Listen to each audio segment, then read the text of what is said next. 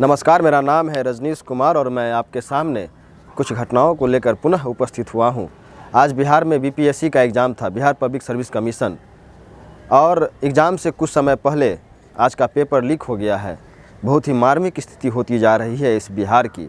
ऐसे इतने बड़े बड़े प्रतिष्ठान का पेपर लीक हो जाना अपने आप में एक दुर्भाग्यपूर्ण बातें होगी, क्योंकि अगर जब सबसे ऊपर का पायदान ही ख़राब हो जाए तो नीचे के पायदान पे हम क्या उम्मीद लगा के बैठ सकते हैं। विद्यार्थी काफ़ी मशक्क़त के बाद अपने गांव, अपने गलियारों से निकलकर किसी शहर में आकर तैयारी करते हैं और कई साल के लगन मेहनत के बाद वह अपने आप को इस काबिल बना पाते हैं कि इस एग्ज़ाम में बैठ सके। परंतु यहाँ हो क्या रहा है, किन की मिली भगत है, इन सबों के लिए कौन जिम्मेदार है। बहुत ही मार्मिक स्थिति इस बिहार की हो गई है। कुछ दिन पहले हमने देखा था, जब मैट्रिक का एग्ज़ाम होता है, जब इंटर का एग्ज़ाम होता है, इन सभी का पेपर लीक हो जाता है। अगर पेपर लीक ही करना है तो आप एग्ज़ाम लेते ही क्यों हैं? आप बोल दो कि हम एग्ज़ाम नहीं लेंगे, जिसको जो करना है करो, कोई हथियार उठा लो, कोई बम फेंको, कोई चोरी करो, कोई डकैती करो। चोरी वैसे भी हो ही रही है इस बिहार में। आज क्या हो रहा है, कुछ दिन पहले हमने देखा था, हमने सुना था, बहुत ही आश्चर्य की बात है कि पुल चोरी हो जाता है, रोड चोरी हो जाता है, और उससे भी आश्चर्य की बात कि सरकारी अस्पताल चोरी हो जाता है। सरकारी अस्पताल को किसी दूसरे के द्वारा बेच दिया जाता है। अब बताइए, इस बिहार की मार्मिक स्थिति को क्या दर्शाएगा। जब लोग बाहर जाते हैं, लोग हमें बिहारी कहते हैं, तो हमें अपने आप पे दुख होता है कि हमें बिहारी कहा जा रहा है।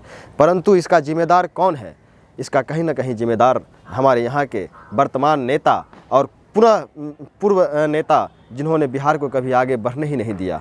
उन्होंने हमेशा बिहार को इस कदर उलझाए रखा कि आप जाति पाति धर्म ऊंच नीच में उलझे रहें। आपको शिक्षा की कोई ज़रूरत नहीं है। अगर आप शिक्षित हो जाएंगे तो बिहार पे सवाल खड़ा कर देंगे। आज यही सवाल हम लोग के सामने खड़ी हो गई है। आश्चर्य की बात है कि इतने बड़े प्रतिष्ठान का पेपर लीक हो जाता है। अब सोचिए बच्चा क्या करेगा, कितनी मेहनत और लगन के बाद यहाँ बच्चा पहुँचता है और इसके बाद पेपर लीक हो जाता है। मैं इनसे, सरकार से अपील करूंगा, अगर नीतीश कुमार जी से सरकार नहीं संभल रही है, गद्दी नहीं संभल रहा है, तो वो कृपया सत्ता छोड़ दें। क्योंकि वैसे भी अब वो बूढ़े हो चुके हैं। लोग कई बार कहते हैं गाजा फूंक के बैठे हुए हैं। मुझे तो लगता है कुछ फूंकते भी हैं या नहीं, कुछ पता ही नहीं चल रहा है उनके बारे में। बहुत ही दुर्भाग्य इस बिहार का, मार्मिक स्थिति होती जा रही है।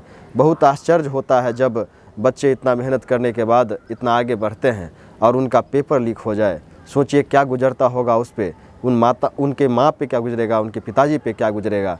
माँ बाप जो गांव में अनपढ़ है, वो ये बात को नहीं समझते हैं कि पेपर लीक हो गया है, इसलिए बच्चा आगे नहीं बढ़ पाया है। शर्म आनी चाहिए इस सरकार को, शर्म आनी चाहिए यहाँ के सिस्टम को। यहाँ का सिस्टम भ्रष्टाचार के चंगुल में फंसा हुआ है, भ्रष्ट सिस्टम हो चुका है। बहुत ही मार्मिक स्थिति हमारे बिहार की है।